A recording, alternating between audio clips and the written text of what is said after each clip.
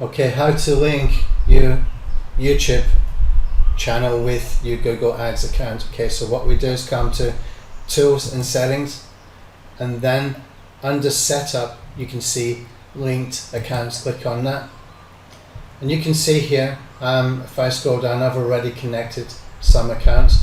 Now what you can do is you can look for YouTube. Okay, or just search up here for YouTube. Okay, and we can click on Manage and Link, and we can click on the blue button here, Add a Channel URL. Okay, it's easier if you are already logged into this channel. You can click on I own the channel, go to YouTube. Okay, you can choose the channel if you've got multiple channels there. Okay, we're going to give this a name for inside your YouTube account. I'm going to call this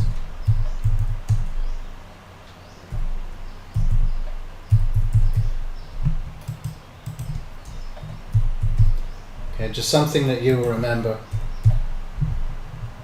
and we can check box here for all of this stuff. Click on link, and the account link is saved. Okay, so now if I come over here and I refresh this page,